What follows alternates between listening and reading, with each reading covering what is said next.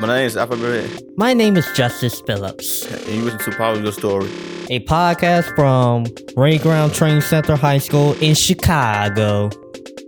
This season, our thing is stand up for what you believe. Social justice change make a difference. Today, we are talking about the artist Sam Kirk and Jenny Q. All about how public art can make a difference in the community. Thank you for listening. Peace. Welcome to Power of Your Story. Thank you for being here. My name is Justus Phillips. And I'm Alfred and Thank you for having us. Yeah, thank you. Oh, you're welcome. We're happy to be here. And I'm Jenny Q. Oh, cool. Nice to meet you all. So, Sam, how did you get started as an artist? Well, I've been creating art since I was a kid, but professionally, I started practicing art full-time as a career about 8 years ago. When I went to college, I studied advertising and design, so interior design.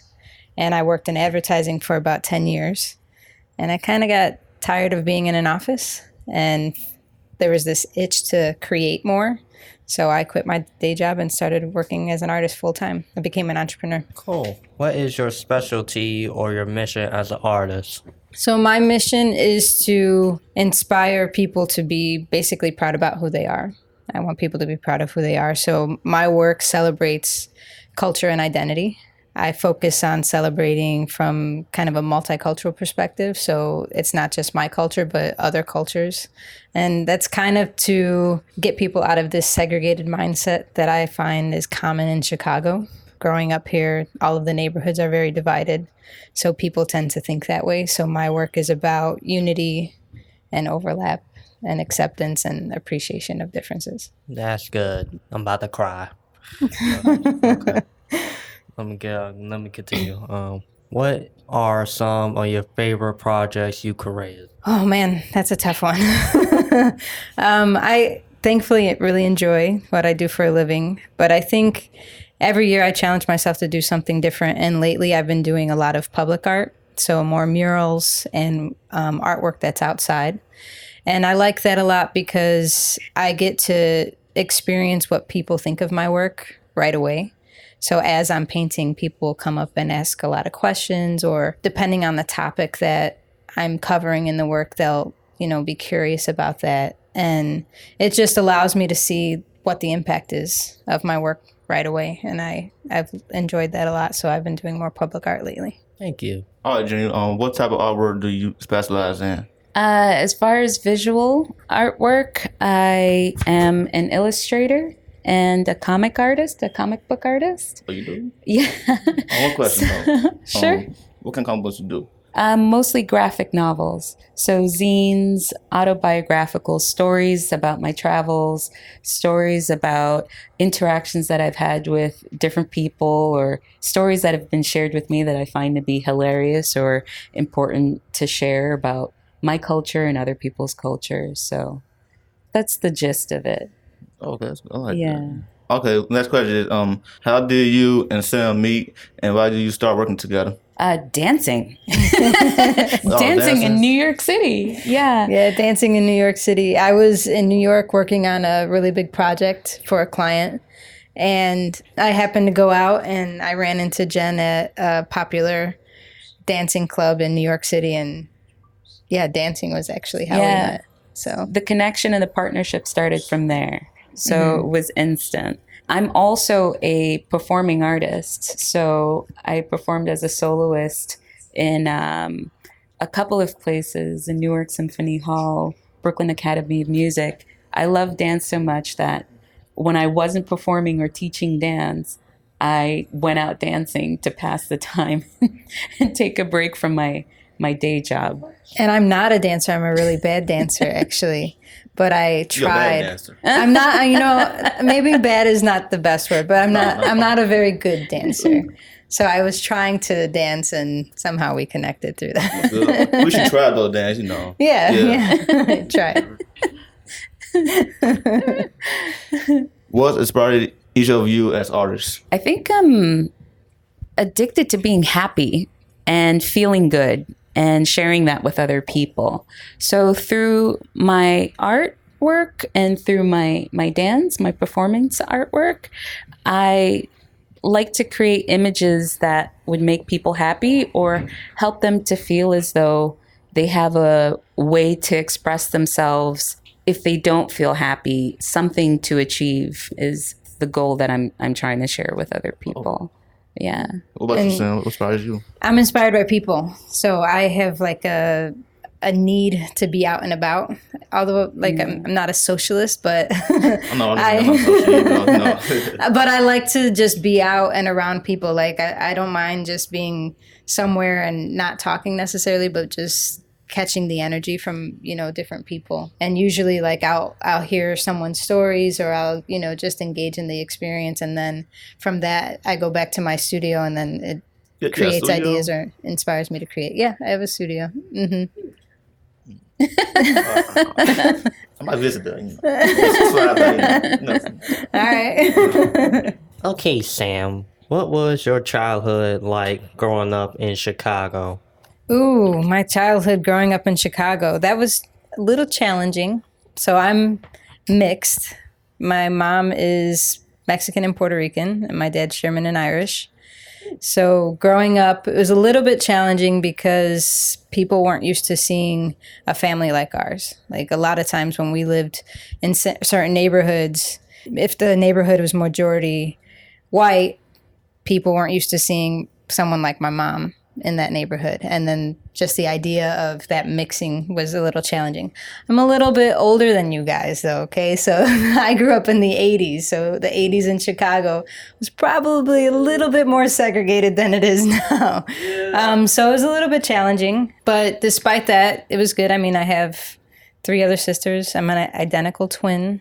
I have an identical twin floating around. So if you see someone that looks like me in the street, like don't assume it's me. It could be an identical twin. She looks just like me, sounds like me, everything. A clone. Yes. No, not a clone, because she can't paint my murals, and that would be great. But no. So, but a combination of a couple things. That's good, and that's lovely, Sam. Jenny, Hi. where did you grow up, and how had that influenced what you do? I grew up in Brooklyn, New York, East Flatbush, and I was raised in Costa Rica as well. I've lived in Vermont, and I've lived overseas in India, and stayed for a bit in West Africa, Senegal specifically. So I've lived in a couple of places, but my hometown, Brooklyn, has always been a global city, and that has had a huge impact on my artwork. You'll see a variety of different cultures through the characters that I create. I grew up having to learn a little bit of the different languages that surrounded me on a daily basis, a bit of Yiddish from a lot of the Jewish traditions and cultures in the areas. I'm West Indian as well as Afro-Latina. So learning some Jamaican patois from when I was a kid came naturally. So, dance and dance hall and singing reggae songs and stuff, you pick up on the language from there as well. And being Afro-Latina, speaking Spanish. So all of these languages and cultures that basically found their way into my daily rituals and daily life. Naturally, it came out through my style of dance as well as through my artwork. So I just embrace it all. That was a lot moving. A lot of hopping around, yeah. But Brooklyn has always been a base, and now Chicago is my home. So I'm learning about so much here as well. And I have a lot to look forward to, and I'm excited about building a new life here as well. That's good. Yeah. You'll love it here in Chicago. I love it so far. So where do you find passion in your work? I'll jump on that one. I find a lot of passion in my work through different communities. I think it's just a natural thing for me to want to explore different places and to travel, to different countries as well. So a lot of the things that I, grab inspiration from yes, are people, but I need to travel to, kind of get that extra dose of something else. When I was in Chicago for a while, I felt like I explored this city a lot. So I moved to New York, and moving to New York, I went to other neighborhoods and I found that passion again in my work and was able to kind of reignite some things that kind of got a little bit dull. Yeah. I would say music, colors, and just the ability to communicate with other people without language getting in the way. I find that sometimes when I'm speaking, I would say something and there's so many ways to interpret a phrase or a saying. So sometimes art hits people directly in the heart and it connects with them immediately. And through dance as well, they can understand it without me opening my mouth. And I find that to be magical, absolutely magical, that people can understand how I'm feeling when I'm creating something without my having to say anything at all. I think that's magic. Have you ever felt like an outsider, and how does that come up in your art? Yes, I've absolutely felt like an outsider. I think to your question when you asked about my childhood, like growing up, I've always felt like an outsider. I've never been part of the majority because I'm so many different cultures. But then on top of that, I'm also queer. So I identify within the LGBTQ community. So I've always felt like I wasn't accepted. Like, so growing up, I kind of always had to prove myself or feel like I had to go extra steps to make sure people understood me. And they didn't always, but that comes up in my work because like for some of the murals that I've done, I take that and then I highlight people that either identify similar to me or that are different and aren't accepted in murals. So like there's a mural I did in Pilsen, and in that mural there's 5 different women. There's a African-American woman, a woman that has a hijab, so most people would, include her as Muslim, Indian woman, a Latina woman that's transgender, and then there's an older grandmother that could be a combination of different cultures. But I did that because on the south side of Chicago, we don't see as many women wearing like a hijab or identifying as like transgender. That's often only seen on the north side of Chicago. And I think it's important to put that in different spaces and spaces where it's not common so that people recognize each other for their differences. And that's, kind of how I lend what it feels like for me to be an outsider into my work. Does that make sense? I know it's a lot. Okay. I don't think you come from. Yeah, I understand what you're talking about. Yeah. Yeah. It's for you, Sam. What do you mean when you saw your work celebration underrepresented communication, and why it's important to you?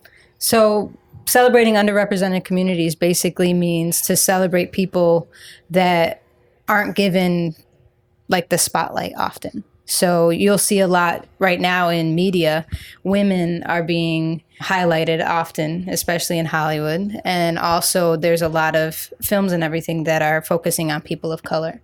And that's great, but for a long time that hasn't happened. So my work also focuses on those communities. So communities that aren't highlighted that often in like magazines or in billboards. You don't see, faces of people that identify as Black or Latino on a lot of commercials or anything. So I make sure that my work includes those people as well as people that identify within the LGBT community. How do you encourage other people to support their communities? Part of it is through my work, but then also part of it is through different programs. So like I just did a program in Humboldt Park where I brought in several other artists to do a project with me. And sometimes it's a collaboration where I get other artists to engage in the community with me. But a lot of it is through the work that I create, getting people to recognize each other through that work and to take time to understand each other's differences and learn about each other and then give back and support their community. Another way is I work with nonprofits, and with some of those nonprofits, I'll develop artwork for them. And that artwork is used to help drive their message and for people to see a visual piece of artwork sometimes helps them to understand what the organization is about. And they use that to encourage participation, which in turn helps the community. Okay. Have you had this dream to be an artist since you was a child? I've always drawn as a child, but I wanted to be many things. Oh. Not necessarily just an artist. I wanted to be a farmer at one point and live on a farm. I did that for a while. That changed? I think that's still in there somewhere. Every now and then I dream about that. And I wanted to fly planes. I wanted to do a variety of things. I wanted to be an air balloon engineer. I wanted to fly air balloons. A wide variety of just random and different things. I've always felt like I could do multiple things. So who knows? We'll see. Maybe there's still possibilities. I can do them too. Opportunities. Yeah. Always hope for the future. Yeah. Me too. I mean, I didn't plan to be an artist. I thought I was going to be, I think as a kid, I wanted to be a lawyer. And then it switched to a construction worker. Totally, I know, two totally different things. And then in college, well, before I went to college, my parents encouraged us to go for business or computers. So I went for advertising because it's a combination of like creative and business. And I loved it. I loved advertising, but then I wanted to do my own thing and I wanted to be my own boss and work for myself. So here I am, 8 years entrepreneur. Doing the interview. Yeah. What is the most challenging part about being a professional artist? Well, I'll start since I'm the newest one here. Sam has been doing this for a while. When I lived in New York, I worked in government for the mayor's office. I worked in politics specifically. And yeah, a big leap and a big difference from what I'm doing right now. While I worked in the world of politics, I performed as a soloist, as I mentioned before, as a dance soloist. So I did that on the side, but not full time. After an accident, I was forced to turn to being a professional artist full time. And it happened naturally. And I think it was destined to happen because art has always been inside of me and I've always wanted to do more of it. But I've always felt tied to the political world and continuing with that, feeling obligated to stay in that universe because you hear of all the difficulties of what it could entail being a professional artist full time. And it's kind of scary thinking about having to work for yourself and all the jobs you get are what you go out to look for or what people reach out to you for. So I was a little intimidated, but ultimately the most difficult thing I would say is discipline, making sure that you maintain a schedule and that you continue to create every day as well as learn what it means to run a business on top of creating the art. Because you can't just create it and hope that people will know what you're doing, right? You have to go out there and you have to share it. As an introverted person, believe it or not, I am very comfortable with being in my own space. Communicating with others on a regular basis makes me nervous. So that's when it gets a little confusing sometimes or difficult in putting myself and my artwork out there.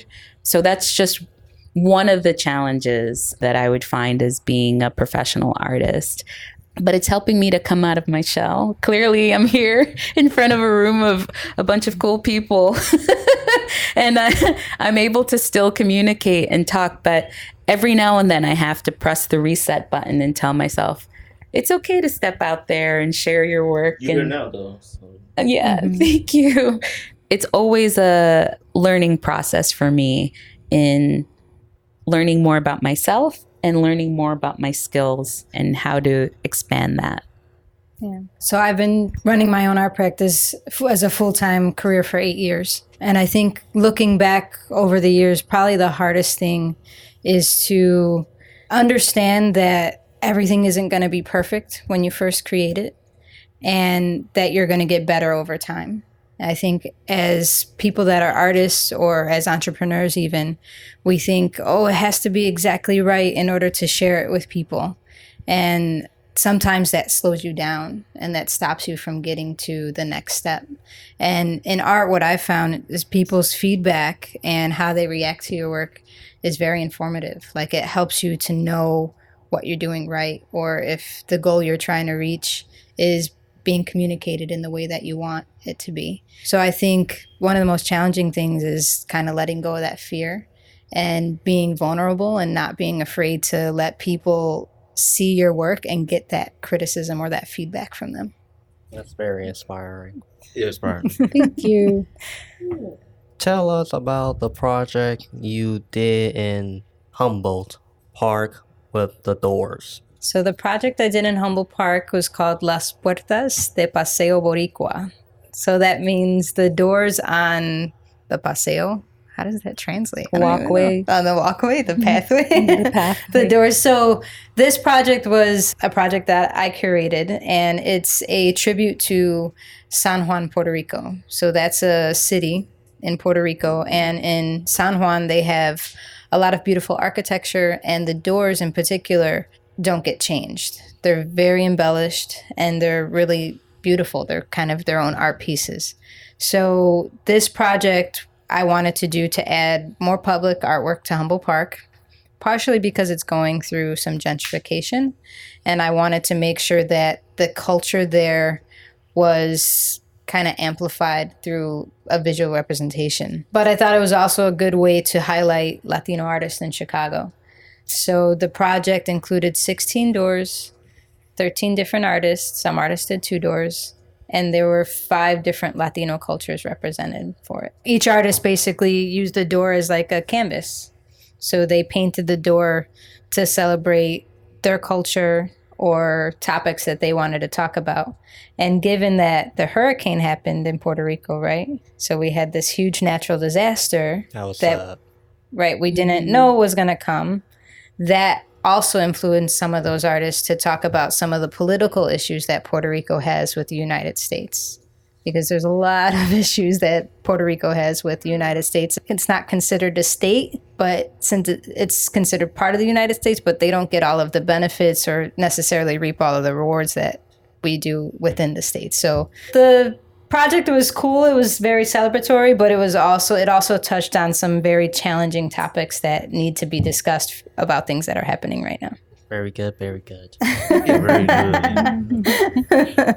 How do you make art that gets people to stop and notice and analyze it?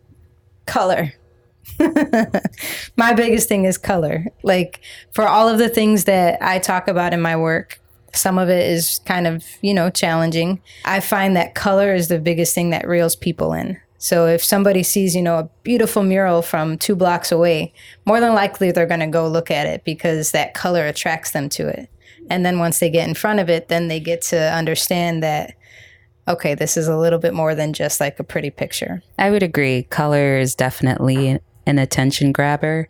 But on top of that, what I do is provide images of people who are marginalized, people who you usually wouldn't see in traditional roles or advertising, such as Afro-Latinas and Afro-Latinos, people who come from the Americas who look just as diverse as the people in the United States, but may speak another language and people don't know. So I like to place them in roles where you may not see them discussing certain topics or representing different subject matters. So Very colorful. yes. It's so lovely, isn't it? Okay. Where is your favorite place you travel? Why does it feel like to travel around the world making art?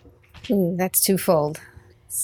That's a loaded question. So my favorite place that I've traveled is Barcelona. And Barcelona because I studied an architect called Antonio Gaudi. And he does some amazing structures and buildings Just his style looks kind of like a sculptor did it instead of traditional architect. And I'm very influenced by his work still, but I haven't created any art there yet. One of my favorite cities to create artwork, though, is New York City. I've done a couple murals there. And I enjoy New York just because I love the pace. It's very fast. I'm surrounded by people, which I love. Like, you can't get away from people. They're around you all the time. And whether you want it or not, they're going to let you know what they think of your work, which maybe I'm a strange artist, but I appreciate that right away. We all strange artists. This is a loaded question for me because I feel like I've grown and learned something in all of the places that I've traveled to. And that has all contributed to my art in some form or fashion. But I'll say it's a tie between Costa Rica and India. India in particular, because it was one of the most difficult experiences that I've ever had because of the amount of poverty that I was surrounded by and the people were surrounded by on a daily basis. There were a lot of children in need on the streets. There were a lot of people who were harmed or maimed in some sort of fashion. And there was also just cars going everywhere. The city street signs didn't really mean much of anything. People would zip their cars back and forth. There were cows walking amongst all of the vehicles. Everything was moving at a fast pace. You smell the spices in the air. The colors seemed to have like a filter that was so rich. You would see an orange, but the orange looked like it was glowing. The colors were just so bright.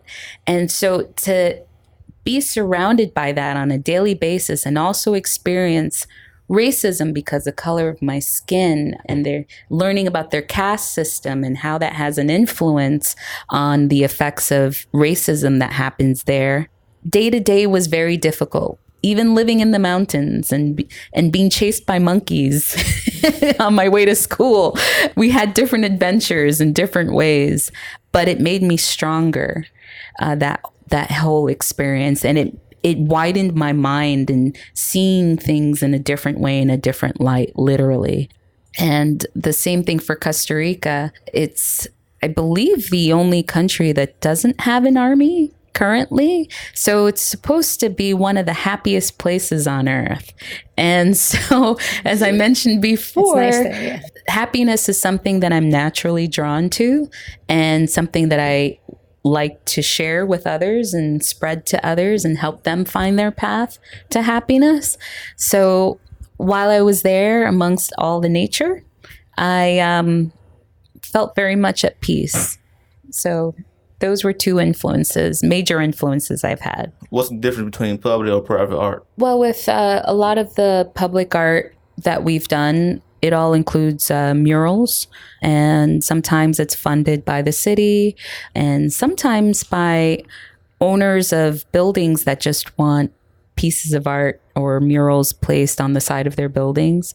Private art could involve commissions. If someone has seen our work in the outdoors through one of the murals, sometimes they'll contact us and say, hey, I have a gift in mind that I would like to give to someone that means a lot to me. Could you create something, maybe a portrait of them, and I would like to personalize it for them. That's been my experience as far as public and private art. Yeah, I think Jen covered it pretty well. I mean, public art is something that people can easily access. They don't necessarily have to go into a space to find it. It's out in the street. And in some ways, in a gallery, that can be public art too, because it's open and available to the public or within a museum. And then private work is more so work that is done and people don't really see it, because it's done for someone in specific and it is in their home or in their business and only the people there see it. What do you think are the biggest problems today in Chicago communities? I mean, I was born and raised here. So I think one of the biggest issues with Chicago is the segregation. And that's because the segregation of Chicago affects so many other things in Chicago. The way that our city is set up and the way that the government treats different neighborhoods and how they fund different neighborhoods has a lot to do with the way segregation impacts it. It also lends itself to the lack of opportunities in certain neighborhoods. Like there's a lot of neighborhoods that don't get funding, or the schools are closed, or they're food deserts, meaning like they don't have good grocery stores or places for people to walk and get food, or jobs even. So then that puts people in a position where they have to do other things, and segregation in turn increases violence, so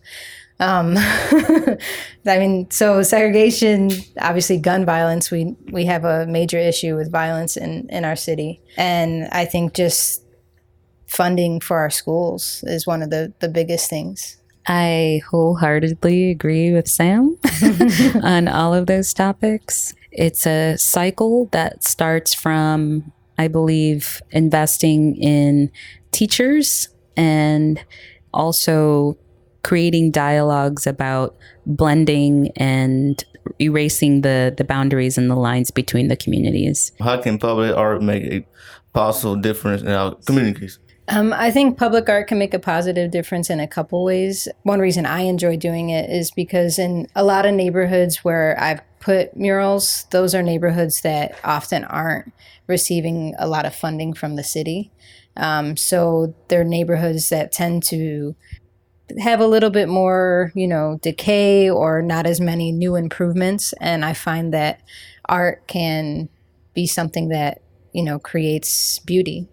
So in a wall that is just like gray and concrete, you add this beautiful mural to it, and then all of a sudden it's something that people enjoy seeing. And I think for people that are walking like to school or to work, they were walking down this one area where it was very gloomy, and now all of a sudden there's a mural there and it kind of uplifts their day, or it helps to change their mood. I would say art is really great in helping people to channel their feelings and express themselves.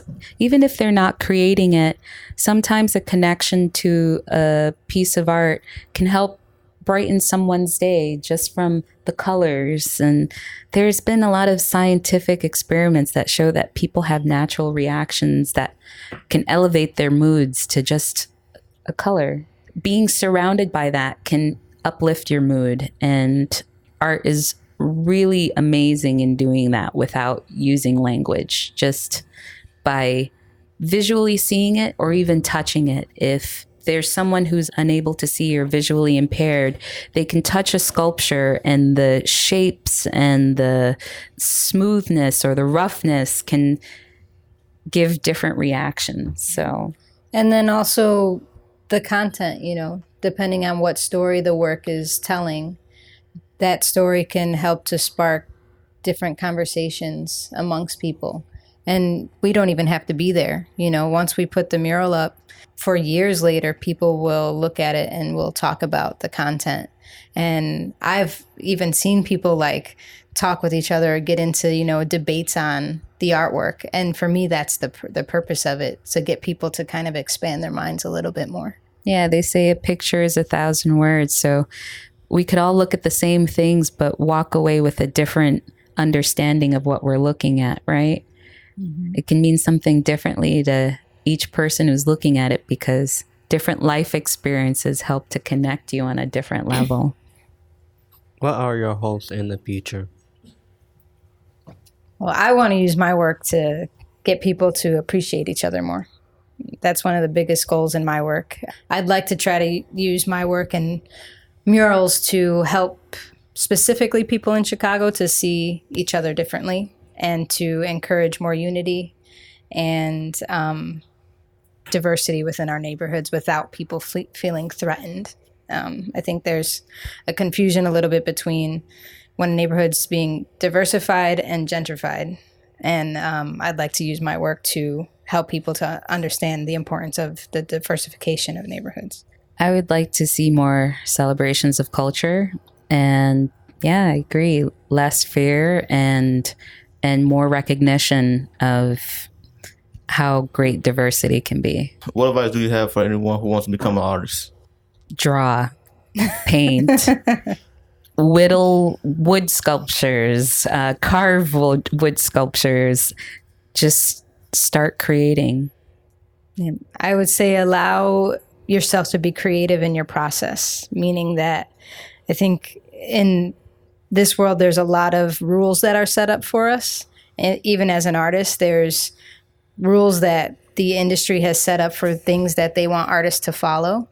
And I'd say don't necessarily rely on those. Be informed about them, but also create your own set of rules for what works for you to make you happy and to make you successful. Because I can say as a professional artist, if I followed all the rules that are taught in the rule book for an art career, I would not be making a living as an artist. I've created my own set of rules, and I think that's really important to feel happy about what you do and to also create, the experience and the career that you want as an artist. Where can we learn more about your work? Through Instagram, I can be found at Jenny Rocks, JENNYRAQS. Rocks stands for dancing in Arabic, and I do Middle Eastern, Northern African dance. So you can find me there, as well as Quirklyn, QUIRKLYN, because I'm a quirky girl from Brooklyn. So I put the words together. And you can find my drawings there, also on the websites for both. Yeah. You can find my work on Instagram, Facebook, my website. Everything is under I Am Sam Kirk. So IAMSAMKIRK. And then we also have a collective website called Provoke Culture, where we sell all of our work and we put up blog posts about the murals and projects that we're creating. Is there anything else you want to share with us? I'm happy to be here. I think this has been a great experience for us both. Thank you so much for inviting us. Yeah, I agree. I do a lot of interviews and this is fun. This has definitely been fun. Thank you.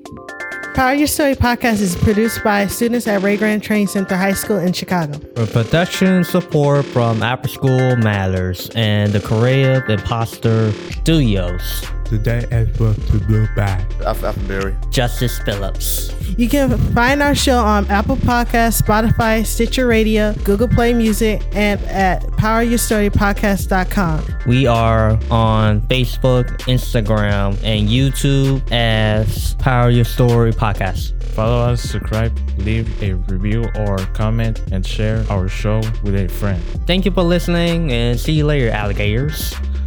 Turn up all the way. I got